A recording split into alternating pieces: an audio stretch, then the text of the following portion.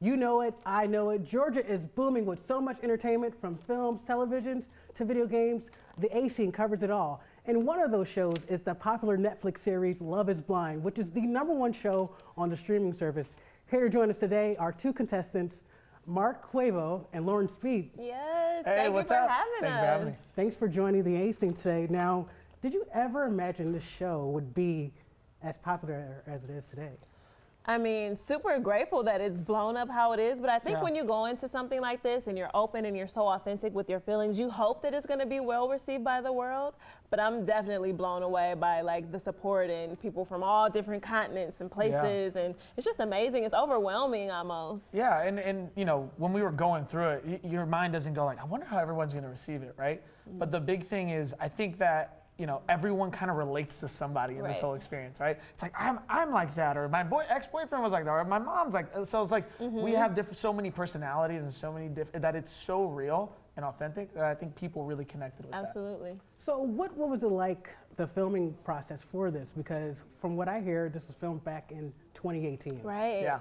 The filming process was emotional, kind of stressful at times. I mean, you have to think we were making decisions that could possibly like change the course of all of our lives like forever. So that's no easy task for anybody. So we had to really open up and be vulnerable and be honest with ourselves, with our emotions and how we feel. And that's draining for anybody. So it was hard, but it was also fun because we formed a lot of friendships and relationships, even like on the girls' side. I know it was like a sorority. So it's like we would have fun and have twerk contests and do all that type of stuff. It was fun. The guy's side heard about that, by the way. No, and like she said, like sorority house for us, it was a fraternity house in a way of like, you know, no one's ever done this before. You know, no one's ever been like, hey, sight unseen, let's you know, get married, let's do all this, get engaged, and do all this stuff, and in the way we did it, right? But we had so much support, and I know the guys were always like, every time a guy would walk out of the pod, we're always like, what happened, man? Like, are you okay? Like, because you did get so vulnerable that like, I think everyone came out of this experience as a different person in a way, but in a better way, because I'm a better communicator, better friend, better son, better everything. So super thankful. Yeah. So how did you guys keep this under wraps for so long? Because here we are in 2020, and you guys are the #1 show trending on Twitter, it's Netflix, amazing. all streaming platforms. How did you keep it a secret? I mean, it was definitely hard, but I feel like throughout the past year and a half, you know, before this show came out, people really didn't know who we were. So we were able to luckily go on about our normal lives and do what we do. Now, after the show came out, that was a little bit different, but luckily we had that time and space to kind of really work on ourselves and even kind of prepare ourselves for everyone getting in our business, you know what I'm saying? And to piggyback off that, I mean, that was such a good point, is that like, I think that year and a half was so important for us to like really be able to like come to grips of what happened, you know, and really be introspective. And now that the show's come out, it's almost like people are like, oh, did you regret anything? Does anything make you cringe? And I'm like, I was living in the moment, and I look back, and I think, you know, Lauren agrees with the same thing. Is like we were just being ourselves, in such an experience of a lifetime. Totally. Well, your real life is actually unfolding in front of millions. Mark, why did you give Jessica so many chances? Were there any red flags for you? You know, this whole thing was very intense, and you know, she was my third date of this entire experience, right?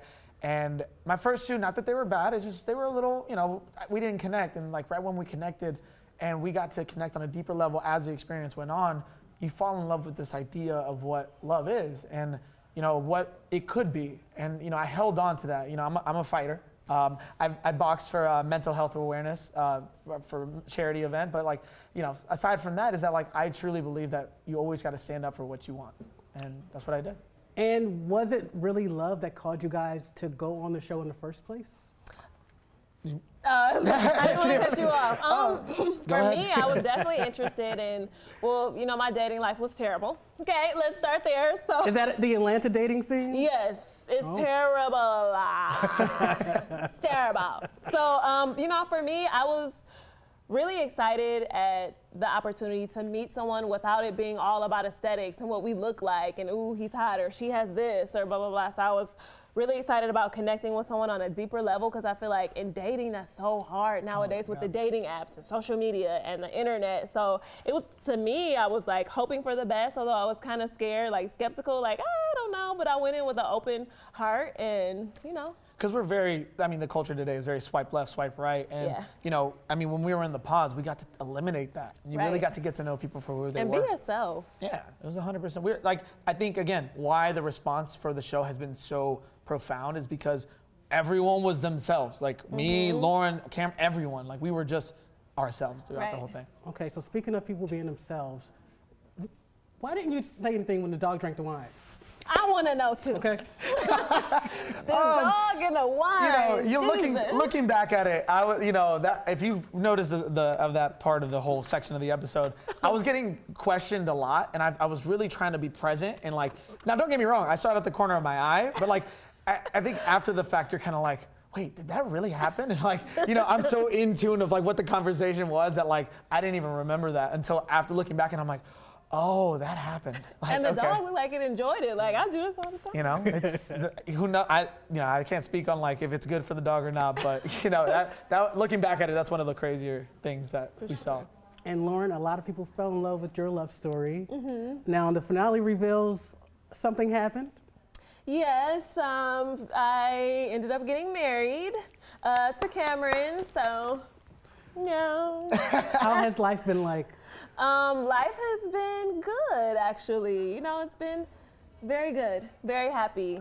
So how do you keep like something like that a secret? Has your family been sworn to secrecy? Oh man, well, kinda, but you know, with parents it's kind of hard because they just want to tell everything. Like, you know, my baby girl, she ain't single no more, or whatever it is, you know. So it's just like, you know, family, keep it quiet. Try to keep it with your family and your inner circle, and keep it at that. But it's hard. So one of the questions is, does the show pay for the wedding? The show does cover the wedding, although we get to pick how we want it to look, our own dresses, our own shoes, all that, but they do cover it. Everything. So I have a question for you both. Is love really blind? Yeah, I genuinely think it is because it's all about connection. And I think that when you kind of like go into yourself and what you want and what you truly, like in terms of character, what you're looking for and stuff like that, then you can't fake it. Like the eyes don't lie, the body language, like you feel it, you think about that person. And I think that you take away the superficial and you connect with someone, and I really think love can be blind. Yeah, true love is blind. True love is blind. Now, what was your reaction seeing Jessica being interested in Barnett on the show? You know, this whole experience was just so intense. Again, I look back at it and we were all just people trying to figure it out. And, you know, I never was angry or anything like that. I think it was just, again, how intense it was. We were just seeing how it went. If either of you could change one thing about day one in the pod, what would it be? Day Ooh, day one? one. Ooh, I would have brought more snacks. What were the snacks like? How did? Oh, we had Skittles, we had like Kit Kat. Wine. Yeah, the wine, and then like little like Lotta. vodka shooters. So then it was like, I'm like, what is this like come on, like Yeah. help us out a little bit, not like But I don't have any regrets, though. I feel like I asked all the questions that I needed to first day, and I feel like I did pretty good. Yeah, first day, you know, what was cool about it is that because they only give us a certain amount of time to ask those questions, like you really had to narrow down what you wanted to ask. Right. Like what was important to you. So I think that was so valuable because then I could just like ask every girl that I dated, like, hey, do you believe in this? And I wouldn't take anything back. Yeah. So being only 24 on the show, what made you feel like you were absolutely ready for marriage? You know, I think going into it, it's an experience of a lifetime, right? You look at it as like you have an opportunity to find the love of your life. I think that we all, no matter what this world is, like we're all kind of hoping to like grow old with someone in a rocking chair, right? No matter what it is, whether that's, you know, gay, straight, doesn't matter who you are. It's like we all want to be loved. And I kind of viewed it at that time of like, why not? You know, if I find it, amazing, beautiful, let's do it. If not, then I know it'll be an experience that I'll always learn, take something out of it. Now, Mark, a lot of ladies have been writing the AC after they found out you were coming to the show, and they want to know if you're single or not. So you got to find out at a reunion March 5th. Then all the tea gets spilled, but you know, we'll find out March 5th. The tea how is everything- piping hot. Yeah. The tea is piping hot. All right, guys. Well, thank you so much for joining us today. And for you guys checking us out, check us out on 11alive.com/CA scene for more on the booming entertainment scene right here in Atlanta.